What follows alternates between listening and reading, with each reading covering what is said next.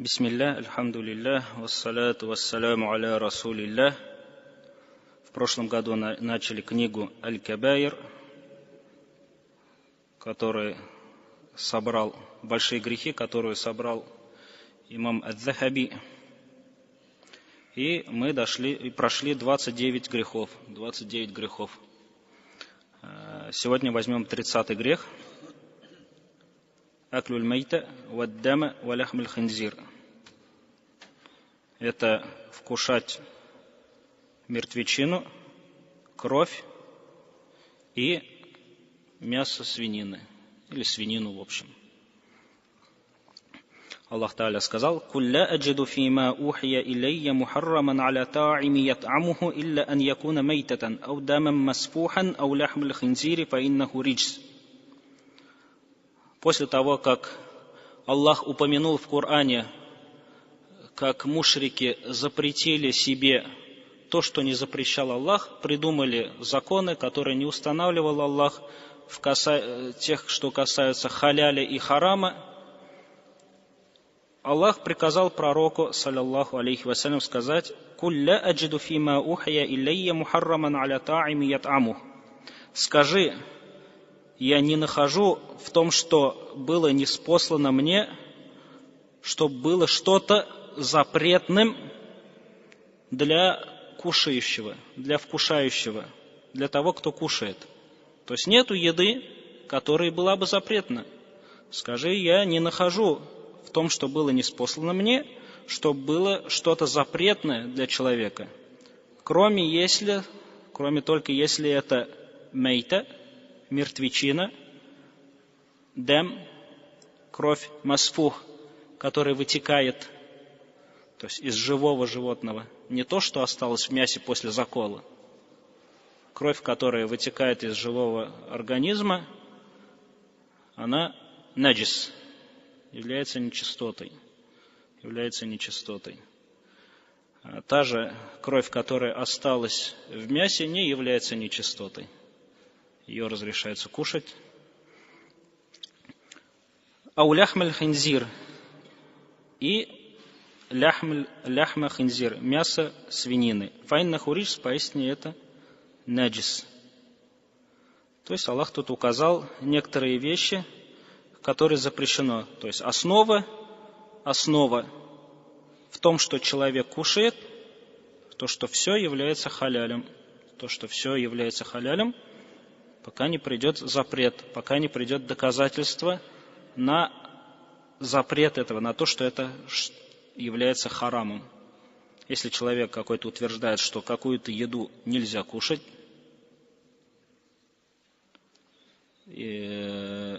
то у этого человека должно быть на это доказательство. У этого человека должно на это быть доказательство из Корана, или со слов пророка, саллаллаху алейхи вассалям, или со слов сподвижников. Если этого нету, то основа в том, что человек кушает, все является халялем, все является разрешенным, как вот Аллах приказал пророку Мухаммаду, саллаллаху алейхи вассалям, это утвердить. Скажи: я не нахожу в том, что было ниспослано мне, что что-либо является запретным для кушающего, если только это не мейта, не мертвечина. У нас есть некоторые виды мертвечины, которые Аллах упомянул в суре Маида. В суре Маида в начале. Если животное было задушено, или упала с горы, с высокого места, или ее оглушили, или другое животное забодало его, то если она посредством этого умерла от этого, и потом человек пришел и зарезал это животное, то это уже мертвечина, вне зависимости, выйдет кровь потом, не выйдет, если уже все, от этого умерло животное. И это практикуется, например, в некоторых деревнях кувалдой корову ударяют, прежде чем заколоть. Или в некоторых, где забой делают животных, электричеством. Иногда животное просто теряет сознание, а иногда умирает, прежде чем ее закалывают. И это уже мертвечина. И Аллах Субханаху ва Тааля сказал в Коране то, что если только вы успели заколоть, например, животное упало с высоты, и оно еще живое, если ты успел, пока в нем еще есть жизнь, тогда халяль будет. Если не успел, тогда это мертвечина. То же самое недавно спрашивали про... В некоторых местах используют ружье, которое оглушает. То есть оно не убивает, но оглушает. Форма пули, видимо, по-другому сделана, чтобы она не убивала, а какой-то удар делала. И ученые сказали, если это убивает, то есть животное, когда падает, если умрет, то значит такой способ не разрешается. Если же не умирает, а просто оглушается, то есть как это узнать, то, что оно через какое-то время встанет, очнется, то в этом случае разрешается. Но лучше сторониться этого способа, как удар электричеством или еще чем-то, оглушение животных, или в некоторых местах наркотики вводят. Лучше сторониться этого метода, так как пророк, саллаллаху алейхи вассалям, мог использовать этот метод, однако не использовал этот метод. Однако он сказал: наточите нож, не показывая животному, чтобы животное долго не мучилось. Дам масфухан, кровь, которая вытекает в некоторых культурах, в некоторых народах. Бывает то, что когда закалывают животное, сразу подносят таз или еще какое-то блюдо, и собравшуюся кровь сразу, которая вытекла, ее выпивают, там еще что-то делают. Вот это наджис. Не наджисом является только та кровь, которая осталась на мясе после закалывания. Та же, которая вытекает при ранении, она является запретным. Также, если некоторые сладости, не назвать их, делают из бычьей крови. Гематоген вроде бы называется, да? Или как-то по-другому? То это не разрешается, так как его не делают из крови, которая осталась в мясе, а делают обычно из другой крови.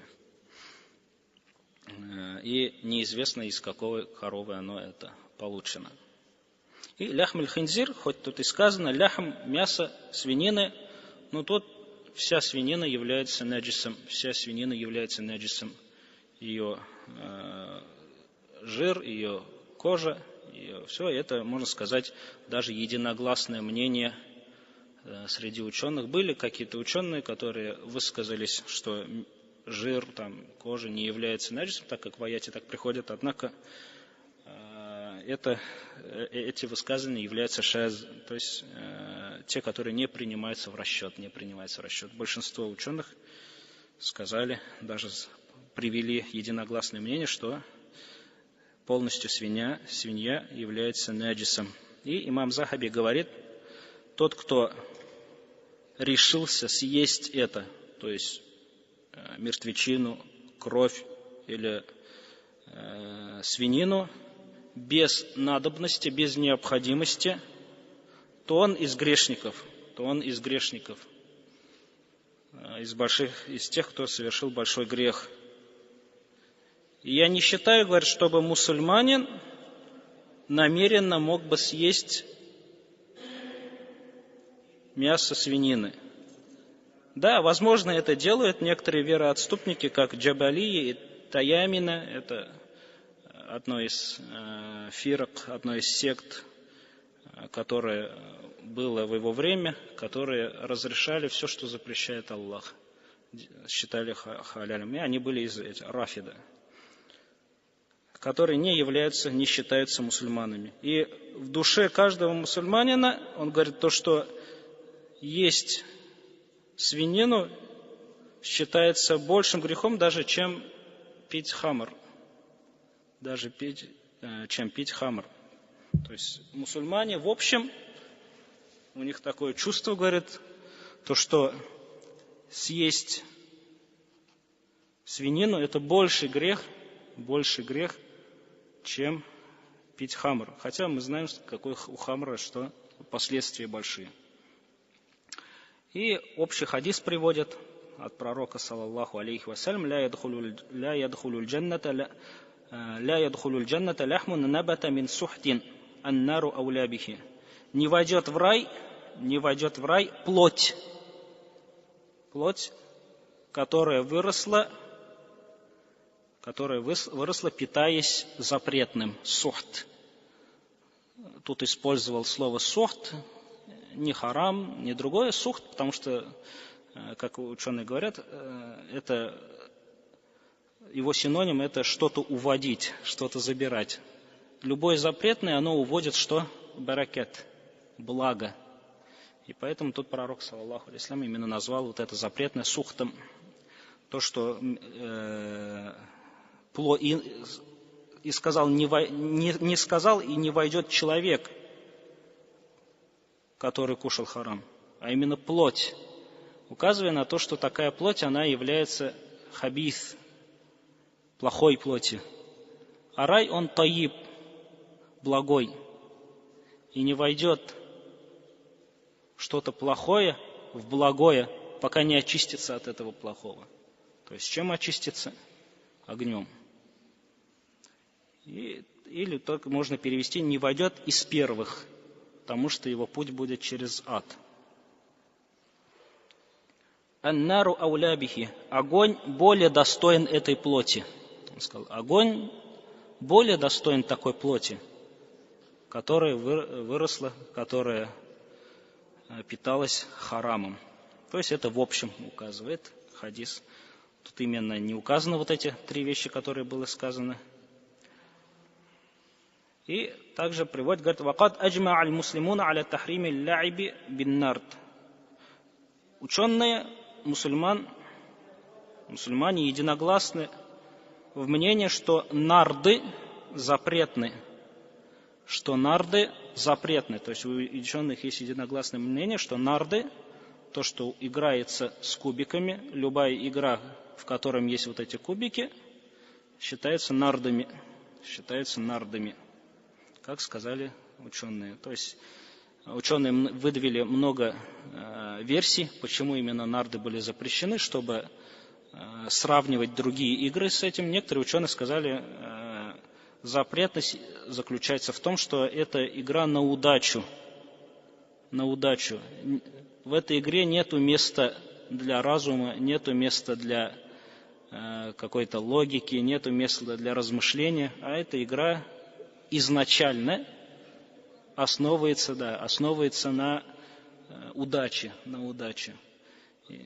И раз на удаче основывается, в большинстве случаев оно приводит к вражде между мусульманами. И пророк, саллаллаху алейхи вассалям, сказал: тот, кто играет в нарды, факааннама сабага ядаху фи ляхмиль хинзири ва дамихи, то он подобен тому человеку, который окрасил свою руку мясом свинины и его кровью. То есть это само является мерзостью. А тот, который играет в нарды, то он подобен этому человеку, который вот окрасил свою руку в кровь и мясо свинины для того, чтобы кушать. И известно, говорят, то, что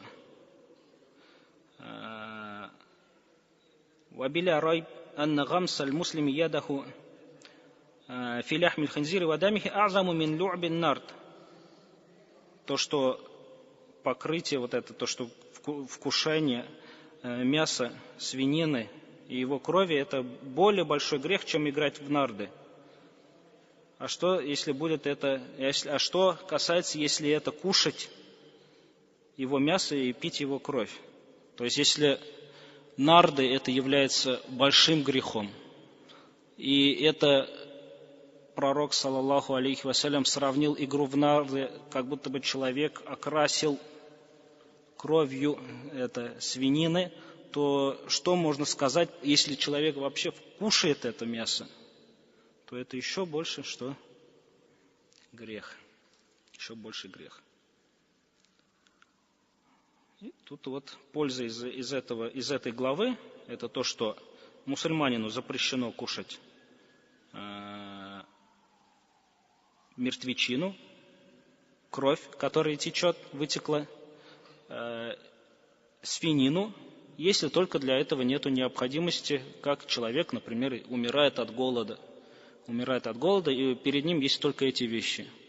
Если человек, ученые сказали, умрет от голода, имея при себе эти вещи, и он не покушал, то он как самоубийца.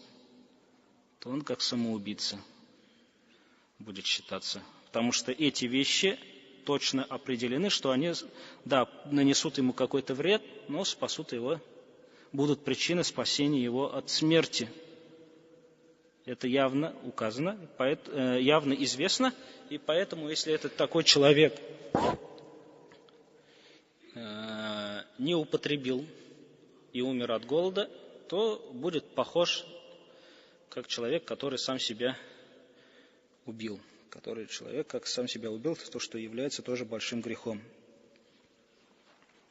И запретность игры в нарды и похожим на них игры. Я, как сказал, несколько мнений есть. Причины запретности. Одна из причин — это то, что на удачу основывается, то есть вот эти кубики. Тоже сюда можно поставить карты, играть, например.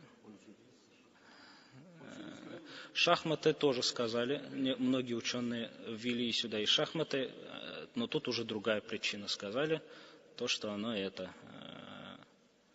отстраняет от поминания Аллаха, и много времени уделяется ему. И вызывает вражду между людьми.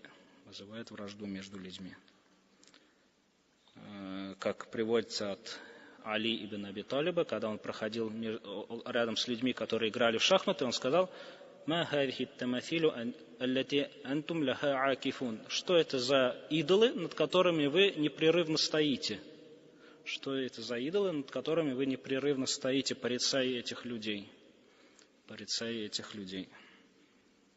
В некотором риваяте приходится, что это были шахматы, в некотором риваяте приходится, что это были нарды. Однако есть разногласия насчет шахмат. Некоторые разрешают, некоторые запрещают.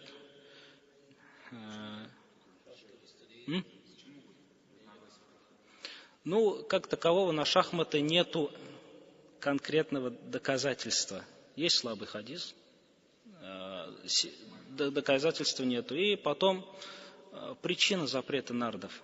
Те, которые сказали, что причина запретов нардов не в удаче, а именно в том, что оно отвлекает человека и полностью погружает именно в эту игру, что он не замечает, и приводит к тому, что люди начинают ссориться из-за этого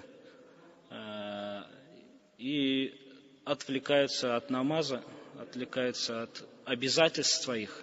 Вот сказали, из-за этого ввели что? И шахматы в эту игру.